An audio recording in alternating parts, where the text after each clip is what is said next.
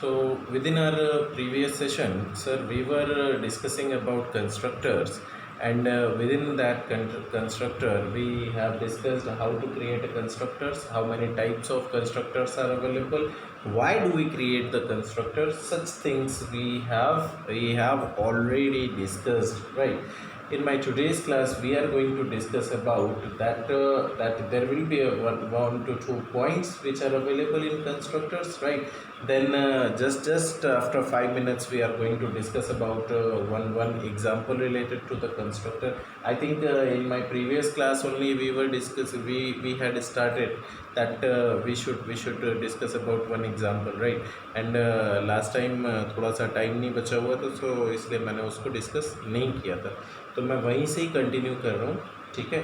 और हम लोग एक एक एक प्रोग्राम के थ्रू इसको समझने की कोशिश करते हैं, राइट? जो प्रोग्राम है दैट इज़ व्हाट, लाइक अगर हमको कभी भी जावा एप्लीकेशंस में zero argument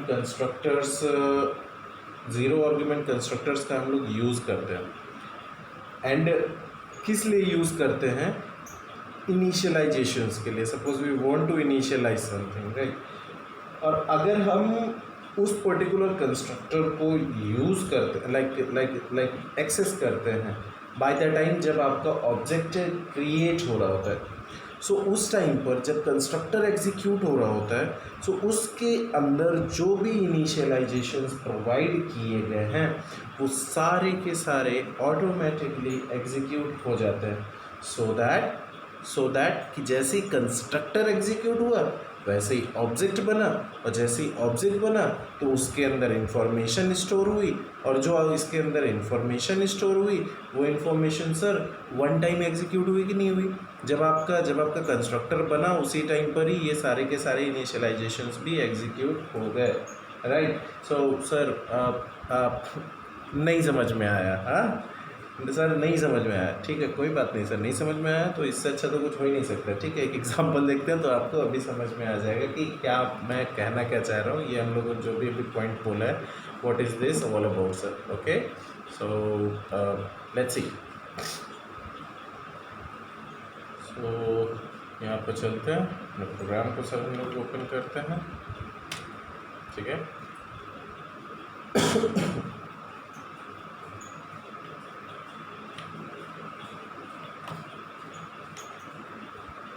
Okay sir, let's see. So I'm going to create one class, right? So I have created one class name employee, okay? And see, if it is a class, so within a class we can have a multiple number of elements or variables or attributes, right? So ये जो class employee है इसके कितने attributes हम लोग ले सकते हैं? Like for example sir, string every employee will have some employee ID, right? Every employee will have some name. Each and every employee will have definitely some salary, right? Some salary. So we have provided here like employee salary as well, okay? Then हर employee का एक address भी होगा, so we have provided employees address as well, right? Now tell me, मैं situation दे रहा हूँ आपको, ज़रा समझिएगा।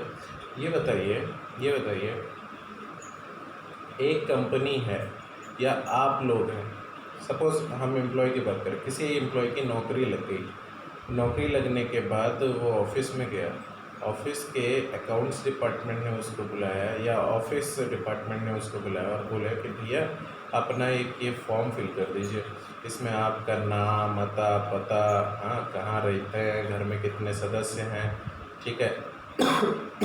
Sorry, each and everything please ऐसी डिटेल्स को फिल कर दीजिए। और हाँ, सबसे मेन चीज़, अपना अकाउंट नंबर, अपनी सैलरी, आपका जो अकाउंट नंबर है वो भी भर दीजिएगा, ठीक है?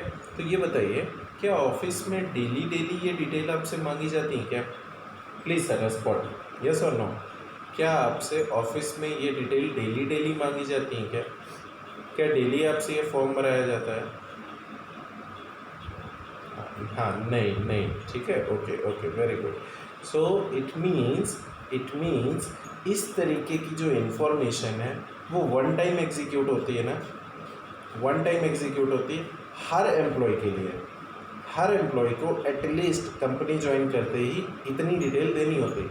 आप ही लोगों, जब आप लोगों ने अपने कॉलेज में एडमिशन लिया था, लाइक बीटेक में, बीसीए में, एमसीए में, तो आप लोगों ने कैसे एडमिशन लिया था? आप लोग जब आए थे तो आप लोगों से सारी डिटेल फिल कराई गई थी ना। क्लास 12 का रोल नंबर फिल कीजिए, क्लास 12 के मार्क्स फिल कीजिए, हाँ, आपने आपका आपका स्कोर क्या था, आप रहते कहाँ हैं, आपका एड्रेस क्या है, पेरेंट्स नेम क्या है, सर नेम क्या है, हाँ, कास्ट क्या है, ईच एंड एवरी डिटेल आप लोगों से फिल कराई जाती है ना।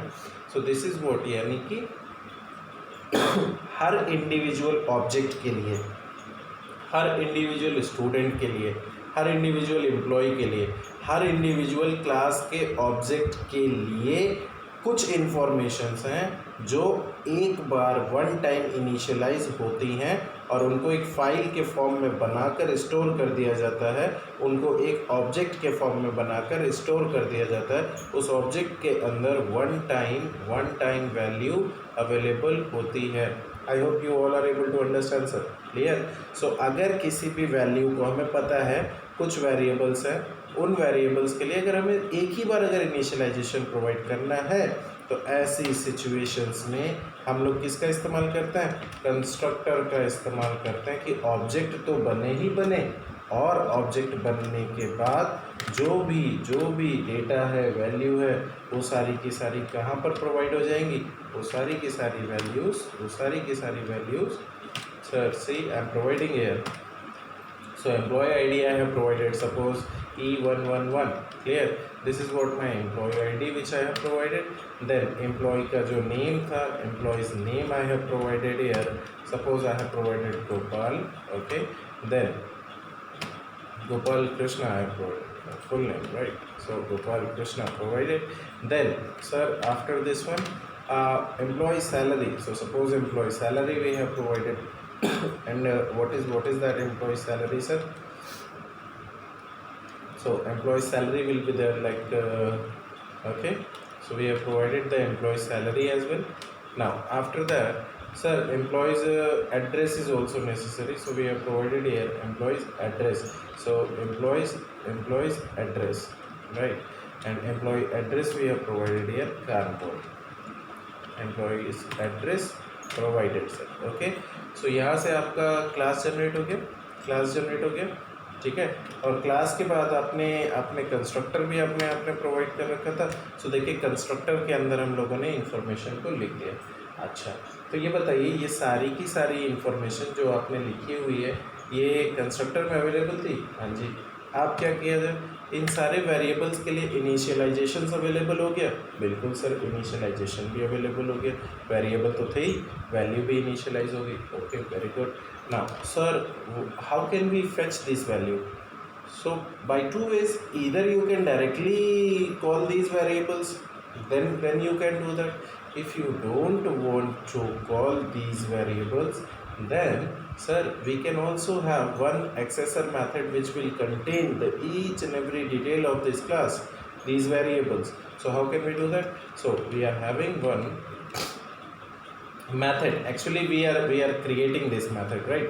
So we have created this method, public void get employee details, right? Get employee details provided. Okay sir, now inside this one what we can write? We can print, sir, we can print system.out.println, and what we have printed sorry, we are printing here employee details, okay. Now sir, after this one we simply want to see,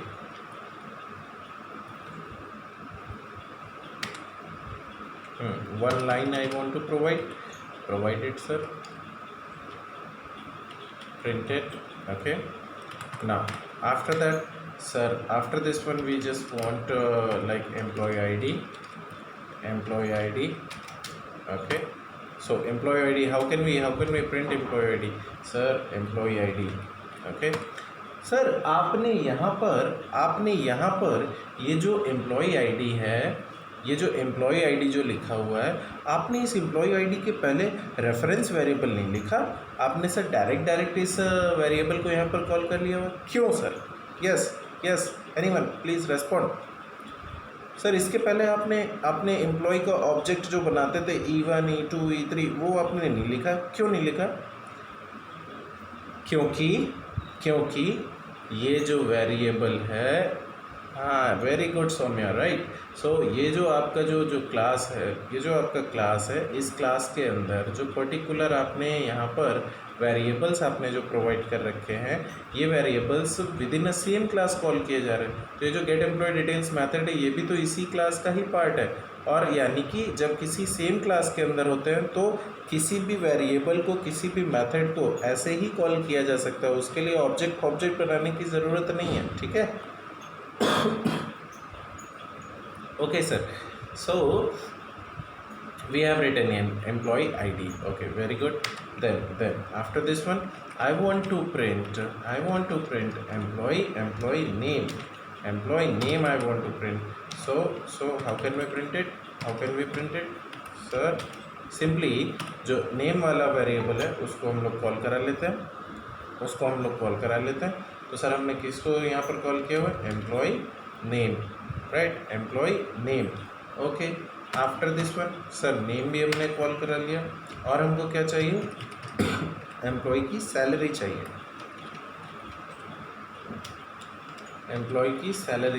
तो sir हमने यहाँ पर इसकी salary को ले लिया हुआ है, ठीक है। और सैलरी हमने कैसे लिया हुआ है? E sal. Okay, now after this अभी हमको क्या चाहिए? सर सैलरी के बाद एड्रेस चाहिए, तो हमने क्या लिखा है यहाँ पर? E address. Okay, now again sir after this तो हमने इस वेरिएबल को भी प्रिंट करा लिया। So from here onwards you can see हमारा एक क्लास तैयार हो गया है।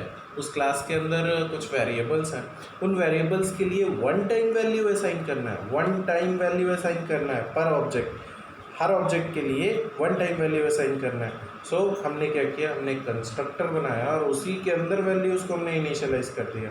देन आफ्टर दैट जो वैल्यूज़ इनिशियलाइज हुई हैं, कल को भविष्य में हमको अगर उन्हें का इस्तेमाल करना होगा तो हम कैसे इस्तेमाल कर सकते हैं? With the help of one accessor method. So हमने वो पर्टिकुलर एक्सेसर मेथड आपको बना कर दिया हुआ है, गेट एम्प्लॉय डिटेल्स। नाउ अभी इसको हमें इस्तेमाल करना है। सो अगर हमको इसको अगर इस्तेमाल करना है तो हम लोग इसको इस्तेमाल करेंगे। सो हमने क्या किया हुआ है? हमने यहाँ पर एक क्लास बनाया। हमने क्लास क्या बनाया? सर हमने बोला कंस्ट्रक्टर, हाँ, कंस्ट्रक्टर एग्जाम्पल, ये मैंने अपनी क्लास का नेम लिया।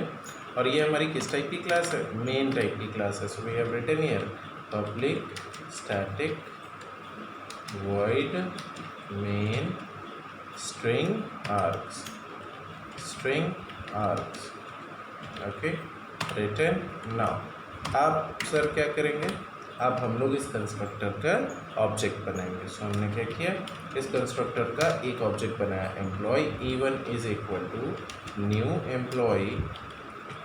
Employ constructor provided semicolon. Okay, now so one object has been created. Yes sir, one object has been created. What will be the value available inside this object? Yes sir, the moment this line will be executed, what will happen? Sir, one object will be created.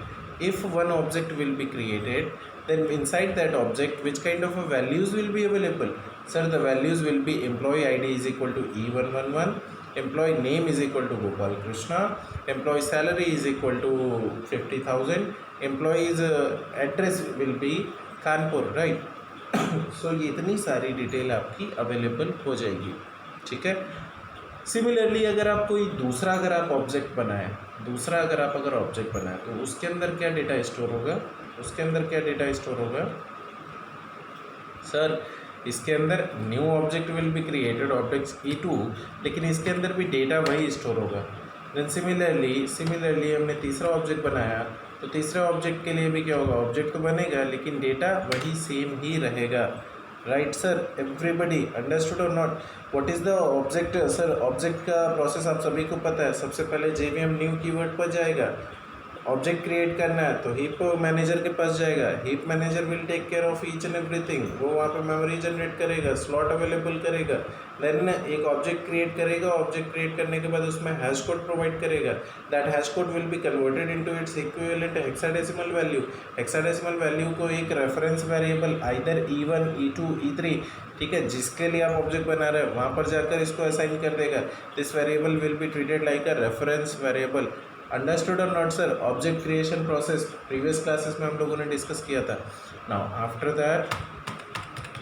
That what we are going to do sir, I just want to call the method because I want to print my details, right? I want to print my details. So you all know that what if I'm going to write it here, get employee details, yes, get employ details, मैंने इसको method को call कर लिया, क्या ये चलेगा कि नहीं चलेगा?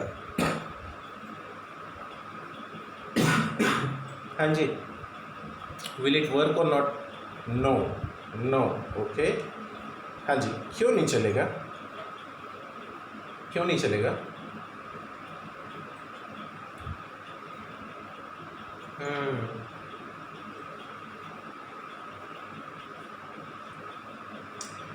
Make it sir, just try to understand. I have already discussed with you all, अगर कभी भी किसी एक क्लास के मेंबर्स को किसी दूसरी क्लास में कॉल करना होता है तो ऐसी सिचुएशंस पर हम लोगों को किसका इस्तेमाल करना होता है? हम लोगों को रेफरेंस वेरिएबल का इस्तेमाल करना होता है। And what is that reference variable? Sir, those reference variable will B this one, यानी उस क्लास का ऑब्जेक्ट क्रिएट करने के बाद जो आप लोगों को रेफरेंस वेरिएबल्स मिलते हैं तो उसकी हेल्प से ही आप लोग इसको कॉल कर सकते हैं, right?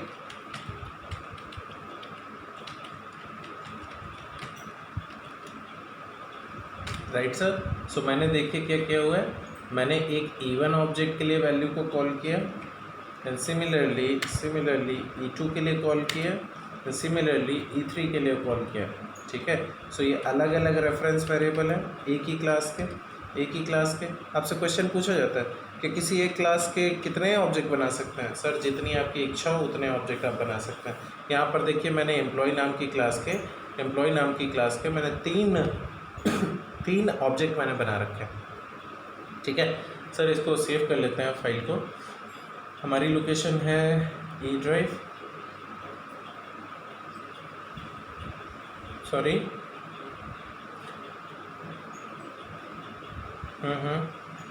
Ji,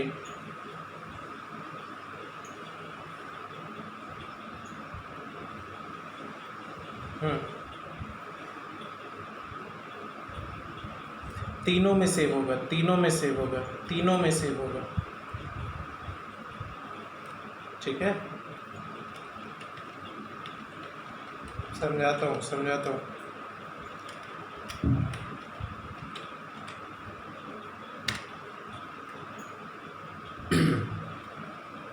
see the moment आपने देखिए, कंस्ट्रक्टर का काम होता है ऑब्जेक्ट बनाना, और सर ऑब्जेक्ट का काम क्या होता है? किसी भी पर्टिकुलर क्लास की इंफॉर्मेशन को स्टोर करना। तो यहाँ पर ऐसी सिचुएशन पर जब आपका एक ऑब्जेक्ट बना तो उस ऑब्जेक्ट के अंदर जब आपने E1 के लिए आपने जब ऑब्जेक्ट बनाया, सॉरी, आपने जब क्लास एम्प्लॉय के लिए ऑब्जेक्ट बनाया और उसका रेफरेंस वेरिएबल आपने जब E1 दिया तो इसका एम्प्लॉय आईडी क्या हुआ? एम्प्लॉय आईडी जो होगा वो क्या होगा? दैट विल बी E111, यही तो वैल्यू पड़ी हुई है। देन एम्प्लॉय का जो नेम है वो नेम में क्या आकर प्रोवाइड हो रहा है? यहाँ पर Gopal Krishna, right.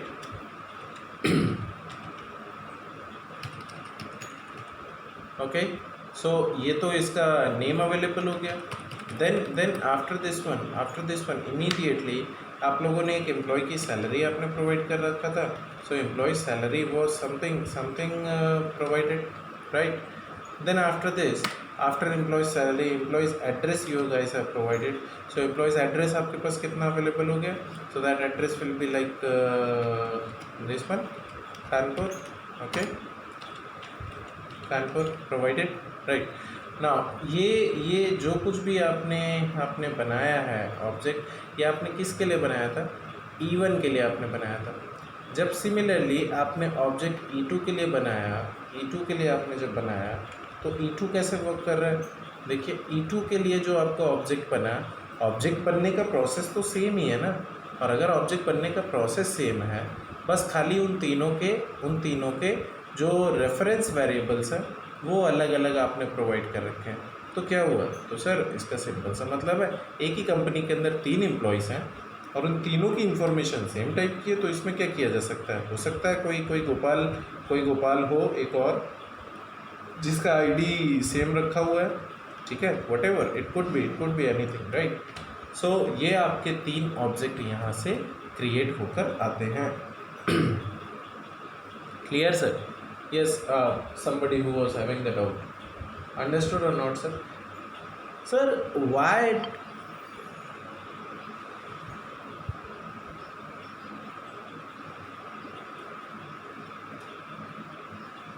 So it कोई प्रॉब्लम नहीं है, नहीं कोई मिसकंसेप्शन नहीं है यहाँ पर. आप ऑब्जेक्ट के फॉर्म में आप बात कर रहे हो ना, आप ऑब्जेक्ट के फॉर्म में बात कर रहे हो कि सर ऑब्जेक्ट E1 है, E2 है, E3 है. अभी आपको अगर E3 का एड्रेस चेंज करना है तो E3 का ही एड्रेस बस चेंज होगा, उसका E1 और E2 से कोई लेना देना नहीं है, ठीक है. I am understanding what you are trying to ask, but मैं सिर्फ इसको समझाने पर्पज से मैंने भी किया हुआ है. ये जो हमारा कोड है, this code is tightly coupled code. ये जो कोड है हमारा, ये टाइटली कपल्ड कोड है. क्यों टाइटली कपल्ड है? सर प्रोग्राम का तो मतलब होता है कि वैल्यूज़ हर पर्टिकुलर लाइक दूसरे वेरिएबल के लिए दूसरी होती है. अभी मान लो मैं हूँ, आप हो, एक और स्टूडेंट है, हम तीनों ही एक ही कंपनी के एम्प्लॉई हैं. सॉरी.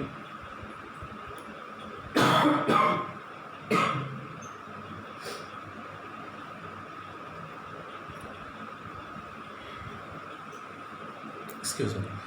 सो हम तीनों लोग ही एक ही कंपनी के एम्प्लॉई हैं. और अगर एक ही कंपनी के एम्प्लॉई हैं तो हम तीनों का आईडी तो सेम नहीं हो सकता ना, हम तीनों का नेम भी सेम नहीं हो सकता. नेम कुड भी सेम हो सकता है लेकिन आईडी कभी भी सेम नहीं हो सकते. अंडरस्टूड और नॉट? यही तो आप पूछ रहे हैं ना.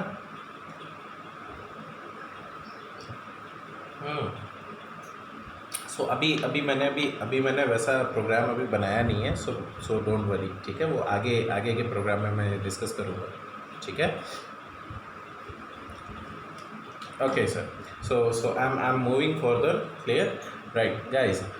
Watch it here. So हमने क्या किया हुआ है? हमने जैसे ही ये अपना प्रोग्राम बनाया, so try to understand इसका flow of execution, how the flow of execution will work. See, the moment we have created employee E1 is equal to new, you know, पहले तो आप लोगों ने क्या किया, वो पूरे के पूरे प्रोग्राम को आपने पूरे के पूरे प्रोग्राम को क्या किया, आपने इसको कंपाइल किया. कंपाइल करने के बाद आपने एग्जीक्यूट किया. जब आप एग्जीक्यूट करते हैं, जब JVM रिस्पॉन्सिबिलिटी लेता है, तो JVM ने जैसे ही न्यू कीवर्ड पर एनकाउंटर किया, न्यू कीवर्ड पर एनकाउंटर करते ही उसको पता चला कि sir object we have to created. Then किस क्लास का ऑब्जेक्ट बनाना है? जिस क्लास का कंस्ट्रक्टर होता है. So you have seen here that employee constructor. So flow of execution directly immediately कहाँ पर चला जाएगा? तुरंत एम्प्लॉय नाम की क्लास के अंदर जो एम्प्लॉय कंस्ट्रक्टर आपने जो बना रखा है, flow of execution directly will go to this place, right. So जैसे ही ये कंस्ट्रक्टर आपका एग्जीक्यूट होगा तो इस कंस्ट्रक्टर के अंदर कितनी चीज़ें अवेलेबल हैं? Sir 4 variables are available, EID, ESAL, ENAME, EADDRESS. और इन सभी के लिए जो वैल्यूज़ हैं वो भी इनिशियलाइज़ कर रखी गई हैं. तो जो वैल्यूज़ आपको दे रखी गई वो वैल्यूज़ भी अगर इनिशियलाइज होंगी, so you can understand sir. Okay, so employee नाम के क्लास का ऑब्जेक्ट बनाना है. ऑब्जेक्ट कैसे बनेगा? जैसे ही कंस्ट्रक्टर एग्जीक्यूट होगा, तो जैसे ही कंस्ट्रक्टर एग्जीक्यूट हुआ तो इसकी सारी वैल्यूज़ भी यहाँ पर अवेलेबल हो जाएंगी. और जब आपने एक ऑब्जेक्ट बनाया तो उस ऑब्जेक्ट के अंदर उस क्लास के जिस क्लास का कंस्ट्रक्टर है, इस कंस्ट्रक्टर ने ही तो ऑब्जेक्ट बनाया, ठीक है। और ऑब्जेक्ट क्यों इस्तेमाल करते हैं? क्लास की इन्फॉर्मेशन को स्टोर करने के लिए। तो क्लास की इन्फॉर्मेशन किस में अवेलेबल? सर ये 4 वेरिएबल अवेलेबल थे, इन चारों वेरिएबल में इसकी इन्फॉर्मेशन अवेलेबल है। और सर एक मेथड भी तो था, उसको कैसे भूल गए? Sir that method will be get employ details. So एक आपने गेट एम्प्लॉय डिटेल्स नाम का मेथड भी बना रखा है। तो ये इस मेथड के अंदर भी आपकी डिटेल स्टोर हो जाएगी, right. So sir this method will also be available, so ये जो आपका कंप्लीट डिटेल है ये भी यहाँ पर अवेलेबल हो जाएगा। तो ये भी तो मेंबर है इसका। यस सर, ठीक है। अभी कोई दिक्कत नहीं? सर कोई दिक्कत नहीं है। अच्छा अब बताइए आप, अब सर ऐसे ही आपने E1 E2 E3 तीनों के लिए ही आपका ऑब्जेक्ट क्रिएट हो गया था। सर तीनों के लिए ऑब्जेक्ट क्रिएट हो गया, और अब हमको अगर कभी भी जिस पर्टिकुलर ऑब्जेक्ट की इन्फॉर्मेशन हमको कॉल करनी है तो उस पर्टिकुलर ऑब्जेक्ट के रेफरेंस वेरिएबल के थ्रू हम लोग मेथड को कॉल कर लेते हैं। क्यों? क्योंकि मेथड एक ऐसा प्राणी है जिसके अंदर ज्ञान तो बहुत है, लेकिन उस ज्ञान को जब तक आप कॉल नहीं करेंगे तब तक वो ज्ञान आएगा नहीं। हाँ, मेथड इज़ लाइक द फूफा जी ऑफ द फैमिली, राइट, है ना। कि हमसे किसी ने पूछा ही नहीं, अंडरस्टूड और नॉट, राइट। हमसे अगर कोई पूछेगा तो हम बताएंगे। See, so this is what method भी कुछ इसी तरीके का होता है। Okay, so sir let's execute this program so that we will be able to understand. Okay, तो हम लोग चलते हैं, इस प्रोग्राम को एग्जीक्यूट करते हैं। Okay, what is our location is on E drive. Yes sir, so we are going to compile it. So java c space constructor example we have provided, make it enter, it will be compiled. The moment it will be compiled, two dot class files will be generated, right. First one will be employee dot class, second one will be constructor example dot class. It is taking some time sir, so let's wait.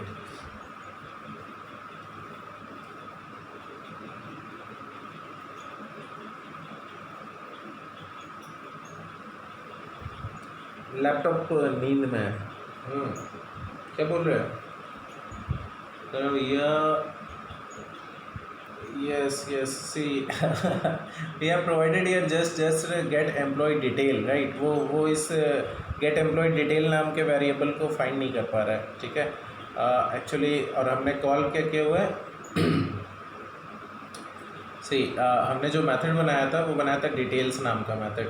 Here we are calling the detail method, ठीक है। ये छोटी mistake है। Okay सी, so यहाँ पर हमने इसको details कर लिया।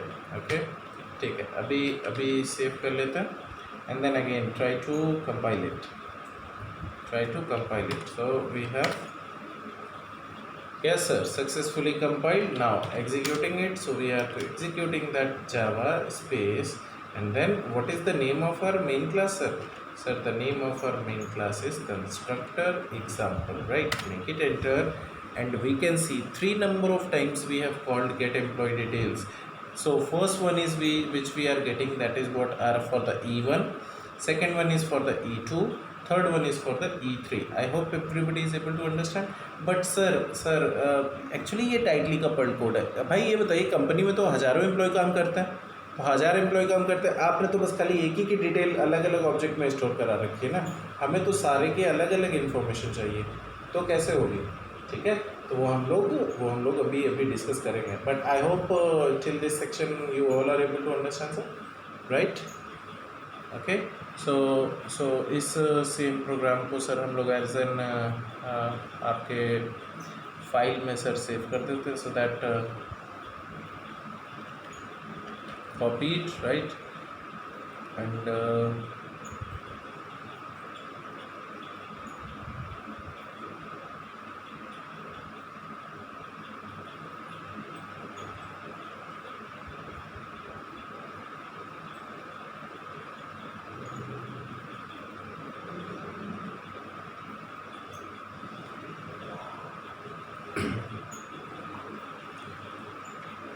give me 2 minutes sir, it will be it. थोड़ा टाइम लगेगा ओपन में।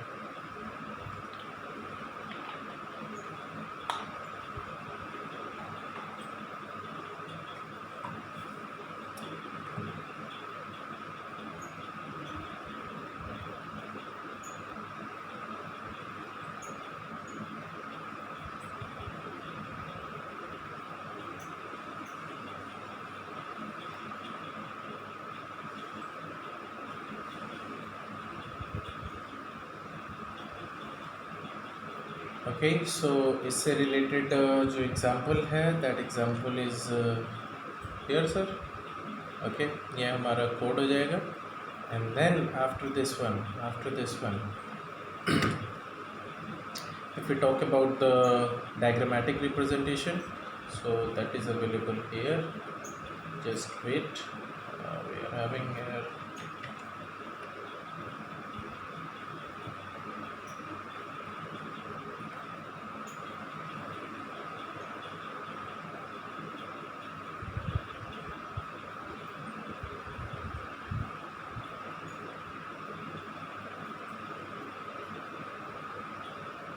सो ये हमारा रिप्रेजेंटेशन है ऑब्जेक्ट्स का, ठीक है।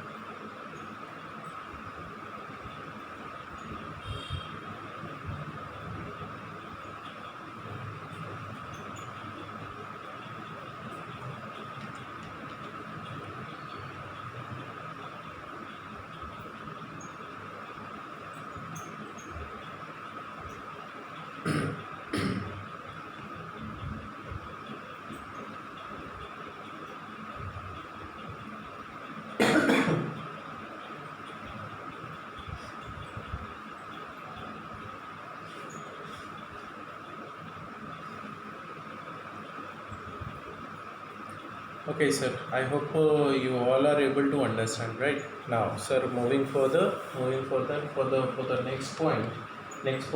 See, जो आप लोगों ने अभी जस्ट आपने ऊपर एग्जांपल देखा, तो इसमें आप ही लोगों में से डाउट आपका क्रिएट हुआ कि सर हमको तो अगर अलग अलग एम्प्लॉयज़ के लिए अगर डिटेल अगर चाहिए हो, सो कैसे हम लोगों के पास हो सकती है। सो उसके लिए हमने क्या किया sir, see try to understand now what are the problems, right. उन प्रॉब्लम्स को दूर करने के लिए हम लोग कैसे कैसे चीज़ों को मैनेज करेंगे, तो समझने की कोशिश कीजिएगा sir.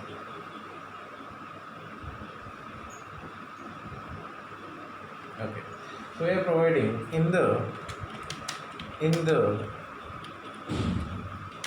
previous example, if we want to store different data,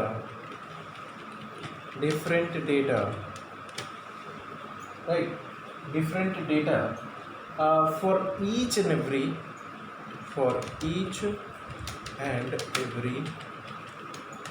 object as per requirement, then we have to use parameterized constructor. We have to use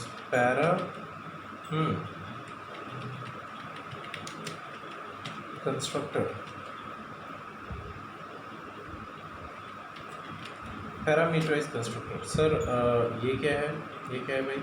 देखिए, पैरामीटराइज कंस्ट्रक्टर का इस्तेमाल हम लोग क्यों करते हैं?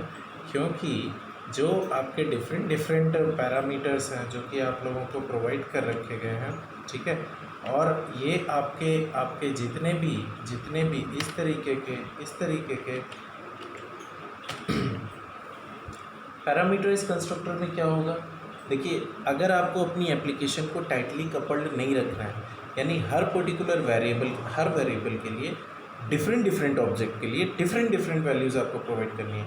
अभी आप ऊपर ही बोल रहे थे कि सर यहाँ तो डुप्लीकेसी हो रहा है डेटा का, ऑब्जेक्ट तो 3 बन रहे हैं लेकिन तीनों ऑब्जेक्ट के अंदर जो डेटा पड़ा हुआ है वो तो सर सेम है, हम तो चाहते हैं कि डेटा अलग अलग हो। तो ऐसी सिचुएशन पर हम अपने प्रोग्राम को कैसे करेंगे, that is what your question is, right sir. So हम लोग उसको डील करते हैं, ठीक है। और मैं एक नया एग्जांपल सर आपको बनाकर दिखा रहा हूँ। और हम लोग अभी यूज़र डिफाइंड पैरामीटराइज कंस्ट्रक्टर बना रहे हैं। प्रीवियस एग्जांपल में हमने user defined zero argument constructor हमने इस्तेमाल किया था, राइट सर। सो कैसे करेंगे इसको ज़रा बताइए तो, देखिए सर, ठीक है। इससे रिलेटेड हम लोग एग्जांपल को सर देख लेते हैं। तो let's see sir, here is our application, right. हमने इसको कॉपी कर लिया, कॉपी तो ऑलरेडी है ही सर। नई प्रोग्राम में हम लोग चल रहे हैं, इसको मैंने पेस्ट कर दिया। सेम प्रोग्राम सर, ठीक है।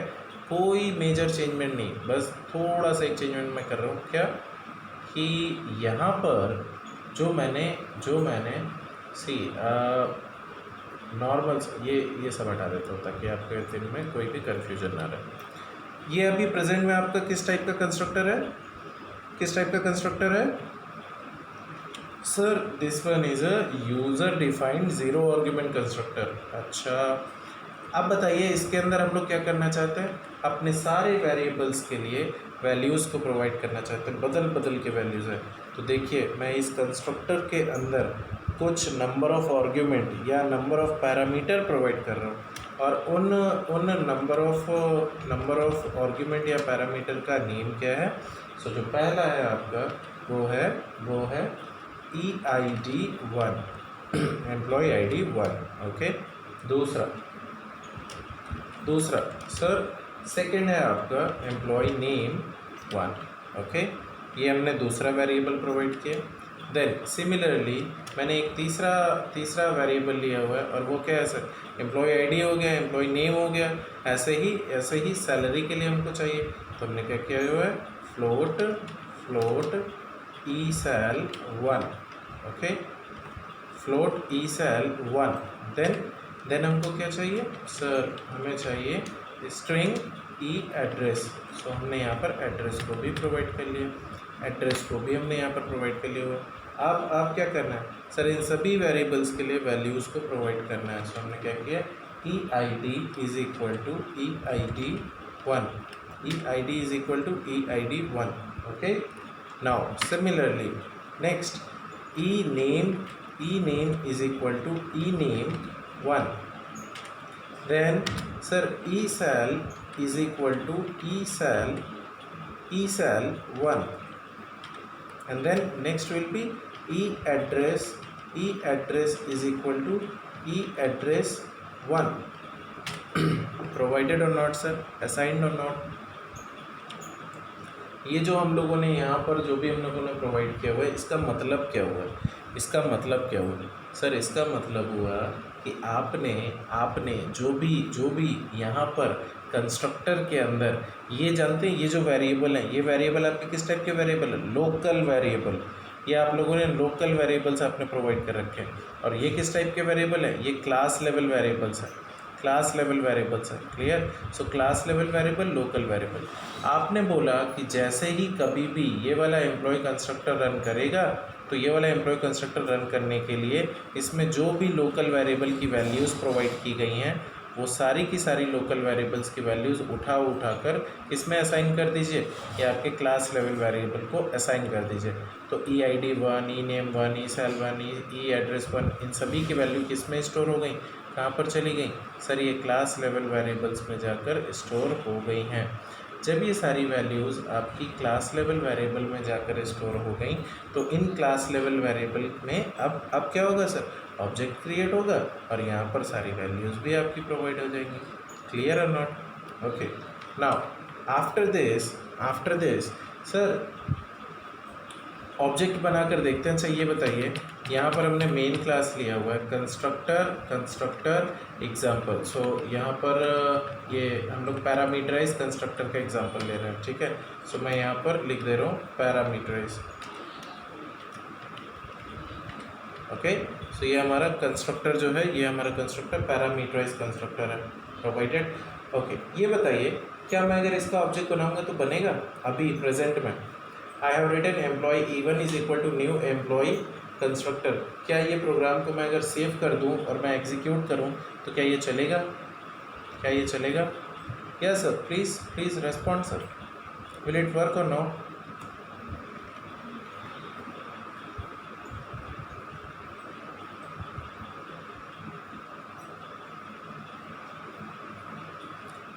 Respond sir, yes or no? What do you say? It will run, okay.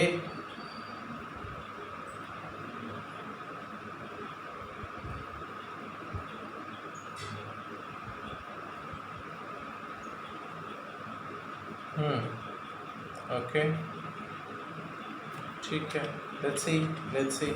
सो मैंने अपनी इस फाइल को मैंने सेव कर लिया हुआ है, ठीक है। मैं डायरेक्टली चलकर इसको एग्जीक्यूट कर रहा हूँ। तो मैंने क्या किया, Java C space and what is the file name sir? Constructor param example dot java, right? So we have compiling, we are trying to compile it.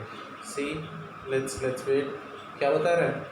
कह रहा है sir actual and formal argument list differ in length. Constructor employee in constructor can be applied to the given types. यानी कि कह रहा भैया हम इसको नहीं चला सकते। क्योंकि आपने अपने प्रोग्राम में जब आपने एम्प्लॉय नाम का क्लास बनाया था तो उस एम्प्लॉय नाम के क्लास के अंदर आपने जो कंस्ट्रक्टर दिया हुआ है एम्प्लॉय नाम का, ये कंस्ट्रक्टर किस टाइप का आपने प्रोवाइड किया हुआ है? ये कंस्ट्रक्टर आप लोगों ने पैरामीटराइज कंस्ट्रक्टर आपने प्रोवाइड किया हुआ है। जब ये कंस्ट्रक्टर पैरामीटराइज है तो आपने जब इस क्लास का ऑब्जेक्ट बनाया तो ऑब्जेक्ट बनाते समय आपने पैरामीटराइज कंस्ट्रक्टर का ही इस्तेमाल करना चाहिए था ना। आपने तो पैरामीटराइज का नहीं इस्तेमाल किया, आपने नॉन पैरामीटराइज का आपने इस्तेमाल किया हुआ है। सो इस वजह से ये गड़बड़ हो रहा है। तो एक काम कीजिए यहाँ पर सर डिटेल प्रोवाइड कीजिए। तो बताइए, आप ही बताइए सर, एम्प्लॉई का जो कोड है that code be E111, okay. Employee का जो नेम है वो नेम हम लोगों ने यहाँ पर प्रोवाइड कर रखा है। So sir name I have provided here, okay. Then employee की जो सैलरी है, जो भी सैलरी है वो सैलरी हम लोगों ने प्रोवाइड कर रखी है, क्लियर। देन इसके बाद जो इसका एड्रेस है that address we have provided. And what is that address? Sir address we have provided, okay. Now after this one, so similarly the moment if I want to create an object for the employee E2, तो उसके लिए हमने क्या किया हुआ है? employee ID we have provided E222, clear। and then if we are providing here sir like this, after this Gopal sir, which employee will be there? So sir employee we have provided, suppose like this one. Then if we are saying what is the salary for this one, so salary could be like this way sir, okay। Then sir what will be the city of or the address location sir? So it will be provided as well, okay। Then after this one sir, one more if we are saying employee का name अगर हमको चाहिए तो again employee ID we have provided, employee see employee ID provided, employee's name, so right, so employee's name will also be there. Then after this one sir, what could be the salary? So suppose the salary could be something like this one, okay। Then what is the location? So suppose again sir address जो है, so that will be this one, right। so this is what all about sir, and we have already saved this program। अभी क्या होगा आपका? सी क्या different object के लिए different values आ रही हैं कि नहीं आ रही हैं? Yes sir. और सारे पैरामीटराइज कंस्ट्रक्टर हैं कि नहीं? जी। रन टाइम पर एग्जीक्यूट होंगे कि नहीं? जी। रन टाइम पर ये सारी वैल्यूज स्टोर होंगी? बिल्कुल। लेट्स सी सर, इस प्रोग्राम को एग्जीक्यूट कर रहा हूँ एंड देखिए हमारा आउटपुट कैसे आएगा। तो Compiling. Right sir. uh, what is that? Cannot find symbol, इसको वेरिएबल नहीं मिल रहा है। अच्छा भाई देखिए ये कहाँ पर वेरिएबल हमने टाइपिंग कुछ मिस्टेक हो गया, so it would be on the top of it. See at this place I have provided only e address, so we have provided here e address one. Now it will work, right? So compiling, sir. See, compiled successfully, right? Now java space, and what is the main class name, sir? So main class name we have provided here, make it enter, sir, make it enter, and now you can see the 3 employee details. now जो भी आपका data है वो data आपका एक ही नहीं है sir, एक ही डेटा नहीं है। अंडरस्टूड और not sir everybody? I hope sir now this thing is clear to everyone, right? Okay. So this is what our programs are, right? Copy it, and for the example purpose I am providing here, right? So this one.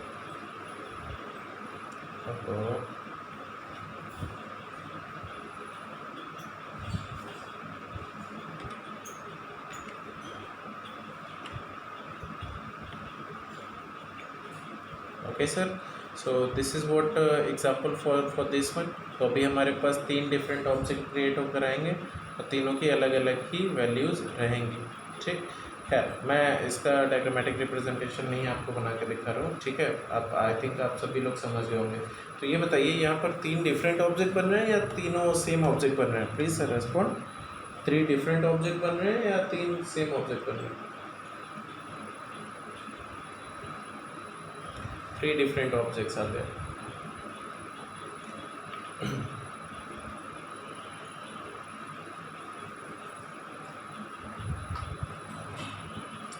ठीक है sir.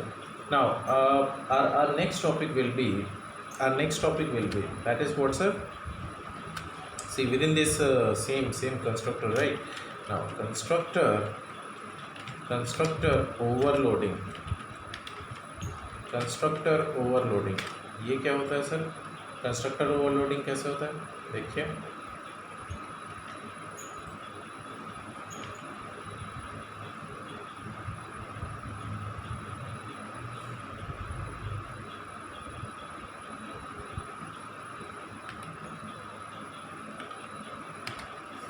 Now sir constructor overloading की अगर हम बात करते हैं, सो within Java application,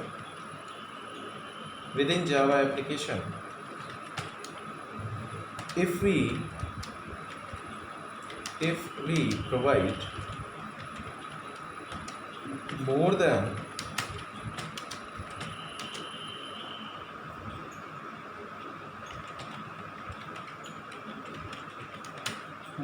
one constructor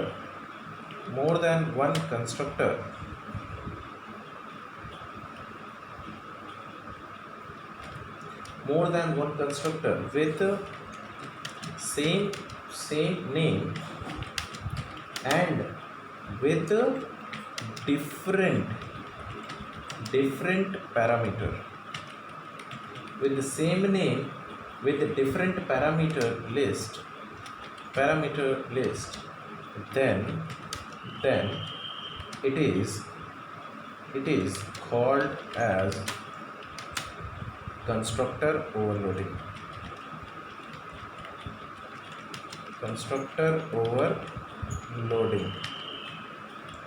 Right sir? So this is what all about your constructor overloading. आप लोगों ने आज तक आई थिंक मेथड ओवरलोडिंग और मेथड ओवरराइडिंग का नेम सुना था, ठीक है। सिमिलरली आप कंस्ट्रक्टर को भी ओवरलोड कर सकते हैं, राइट। तो सर ये इसका अगर हम प्रोग्राम की अगर बात करें तो सर इसका प्रोग्राम किस तरीके से वर्क करेगा? So try to observe it sir, we are going to create it, right. Yes, function overloading वही सेम चीज़, function overloading, method overloading, function या मेथड एक ही बात होता है, so that overloading will be there. But आपसे आपसे इंटरव्यूज़ में क्वेश्चन पूछ लिया जाता है that is it possible to do the constructor overloading also, right? क्योंकि आपने नहीं सुना हुआ है, आपने कभी किया नहीं है, so by the time many of you got confuse, right? सो इसीलिए मैं इस एग्जाम्पल को आप लोगों के साथ में डिस्कस कर रहा हूँ। हाँ सर, कंस्ट्रक्टर ओवरलोडिंग आपका किस तरीके से वर्क करता है? So try to understand. I am going to create one new program for this one. So I am taking here one class A. Inside this class A, I am providing three variables like A, B, C, right? हमने तीनों variable को declare कर दिए हुए हैं. तीनों variables को declare करने के बाद I am providing one user defined parameterise constructor, and inside this user defined parameterized constructor I have provided one variable as a parameter, that is what integer I. Okay, now what I am trying to do, I am going to assign this I to a class level variable which is A. So मैंने क्या किया, A is equal to I provide कर दिया, क्योंकि I की different values के लिए A की वैल्यू डिफरेंट होती जाएगी. Excuse me. Now after this sir, again I am having one more user defined constructor. So इसके अंदर हमने नंबर ऑफ पैरामीटर्स भी हमने चेंज कर दिए हुए हैं. आई am providing integer i comma integer j, and in दोनों ही आर्ग्यूमेंट के लिए हमने क्या किया, a में i को असाइन कर रखा है एंड b में j को मैंने असाइन कर रखा है. So can we do this as well? Yes sir. Now again if I say कि ऐसे ही मुझे एक और यूज़र डिफाइंड कंस्ट्रक्टर बनाना है, सो वो कंस्ट्रक्टर आपका किस टाइप का रहेगा? Sir I have provided here int I J int K and then again I am assigning it to c is equal to k. Yes, can we write it or not? Yes sir, we can write it. Okay, after this sir, again see how many number of constructors we are having. So 3 number of constructors we are having. तो आपको एक question पूछा जा सकता है, is it possible to provide the multiple number of constructors within a particular class? Can we do that? Yes sir, we can provide it as well. Okay, so similarly now if we want to get the values, how can we do that? So for this one again sir, we are having public void add method. This is what our method. We want to provide our own specifications or the logic inside this add method. तो हमने क्या किया इस add method के अंदर हमने अपना logic को प्रोवाइड किया हुआ है. And what is that logic sir? Result is equal to a plus b plus c. Provided sir. Okay, तीनों का एडिशन हो गया. Then what we are saying that system dot out dot println and इसके अंदर हम लोग क्या print कर रहे हैं? सर हम लोग एडिशन को प्रिंट कर रहे हैं. So I am having here addition of this one, right? And then plus sir ये जो भी एडिशन है किसके अंदर पड़ा हुआ है? रिज़ल्ट के अंदर पड़ा हुआ है. सो हमने यहाँ पर रिज़ल्ट को भी लिख दिया है. Okay, now after this sir ये हमारी जो कंप्लीट क्लास है दैट हैज़ बीन जनरेटेड और नॉट? यस सर, पूरी क्लास हमने लिख लिया. Now we want to execute it. So हमने क्या किया, we are having one more class test, और we can provide the name of this class as like constructor overloading example, right? Constructor overloading example. Now sir, this will be our main class, so I have provided here public static void main, and inside this one like string args. Okay, अच्छा, इसके अंदर हम लोगों ने क्या किया, अभी ऊपर वाली हमारी क्लास का नेम क्या था? क्लास ए था ना. तो हम लोग अभी इसके लिए ऑब्जेक्ट बना लेते हैं. तो ऑब्जेक्ट हमने बनाया, सपोज मैंने पहला ऑब्जेक्ट बनाया capital A1 is equal to new capital A constructor, capital A constructor. अच्छा ये बताइए, क्या ये अगर आप अगर लिखेंगे तो ऑब्जेक्ट बनेगा, चलेगा? क्या ये चलेगा? Yes sir, please respond. क्या ये चलेगा? ये नहीं चलेगा सर, क्योंकि आपने कोई भी इस तरीके का user defined zero argument constructor तो बनाया नहीं था, आपने पैरामीटराइज बनाया हुआ है। So you will have to pass the parameter, right? तो जैसे ही आपने ये पैरामीटर को पास किया, और आपने किया a1 डॉट ऐड, तो आउटपुट क्या आएगा, कोई बताएगा मुझे? Yes sir, please respond quickly. हाँ जी, yes sir, what will be the output? अरे बताओ भाई। हाँ जी, 10 ही आएगा। क्यों आएगा 10? क्योंकि ये वाला कंस्ट्रक्टर एग्जीक्यूट होगा, और जब ये वाला कंस्ट्रक्टर आपका एग्जीक्यूट हो रहा है, एक कंस्ट्रक्टर पैरामीटराइज है, सिंगल आर्गुमेंट कंस्ट्रक्टर, तो सिर्फ कौन सा एग्जीक्यूट होगा? सिर्फ ये वाला सेक्शन आपका एग्जीक्यूट होगा, बाकी दोनों कंस्ट्रक्टर्स आपके एग्जीक्यूट नहीं होंगे। क्लियर और not? Yes sir. Now after this one, अगर आपने दूसरा अगर ऑब्जेक्ट बनाया, तो इस वाले सिचुएशन पर आपका कौन सा कंस्ट्रक्टर आपका एग्जीक्यूट होगा? सर सेकंड वाला आपका एग्जीक्यूट होगा, राइट? सेकंड वाला कंस्ट्रक्टर जो कि आपका पैरामीटराइज कंस्ट्रक्टर था। देन इसके बाद व्हाट इफ अगर आपने अगर नंबर ऑफ आर्गुमेंट अगर आपने चेंज कर दिया, आपने 3 अगर आर्गुमेंट अगर प्रोवाइड किए हुए हैं, तो इस सिचुएशन पर आपका कौन सा कंस्ट्रक्टर एग्जीक्यूट होगा? थर्ड वाला आपका कंस्ट्रक्टर एग्जीक्यूट होगा, right? So this is what, कहने का मतलब क्या है? कहने का ओवरलोडिंग का मतलब ये होता है कि आपके पास 3 सेम नेम सेम है, लेकिन उनके अंदर जो पैरामीटर है वो अलग अलग है। सो ऐसी सिचुएशन पर जब भी जिस भी फंक्शन को कॉल किया जाएगा, जब भी जिस भी कंस्ट्रक्टर को कॉल किया जाएगा, उस सिचुएशन पे सिर्फ और सिर्फ वही कंस्ट्रक्टर एग्जीक्यूट होगा। वो अलग बात है, नेम सेम है उनके। बात समझ में आया कि नहीं सर? सो मैं क्या करता हूँ, इसको यहाँ पर सर, इस फाइल को हम लोग सेव करते हैं, तो हमने फाइल को सर सेव किया, हमारी location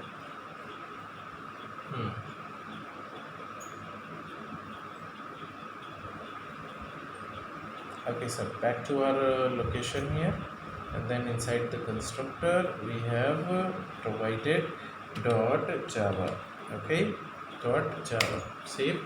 Yes sir. Now after saving it, we are going to execute it. So how we are going to execute it?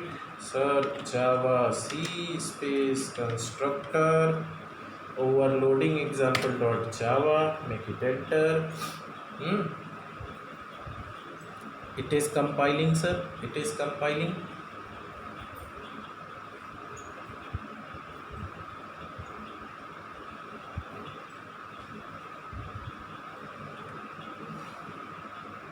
Let's see how much time it will take. Say sir, compiled, right? Compiled. Okay, now we are going to write it simply java space, and again our main class name we have provided here, constructor overloading example, and make it enter. Now you can see जो आपने addition A1 बनाया था, A1 के लिए सिर्फ आपका एक ही constructor चला, तो एडिशन क्या हुआ? 2 सर। 10 आ रहा है, B और C की वैल्यू क्या थी? आप सभी को ये बात पता है कि प्रिमिटिव डेटा टाइप्स के लिए जो वेरिएबल आप लोग डिक्लेयर करते हैं उनकी बाय डिफ़ॉल्ट वैल्यू कितनी होती है? 0। सो B और C की वैल्यू कितनी थी? 0 और 0, राइट? आपने प्रोवाइड करो चाहे ना करो, तो इसीलिए रिजल्ट वाला मेथड जब चला तो सिर्फ और सिर्फ 10 आपका आउटपुट आ गया, A + B + C, यानी 10 + 0 + 0। सिमिलरली जब आपने दूसरी बार चलाया तो 30 विल बी द आउटपुट, जब आपने थर्ड टाइम चलाया so 60 will be the output. I hope sir everybody is able to understand to this one. Yes sir, हाँ जी, समझ में आया? ठीक है। अगर आपको ये वीडियो अच्छा लगा है तो please do like, share and subscribe, right? So that हम लोग भी मोटिवेट होते रहें, ठीक है? Okay, thank you. चलिए नेक्स्ट वीडियो में मिलते हैं आपसे। हाँ,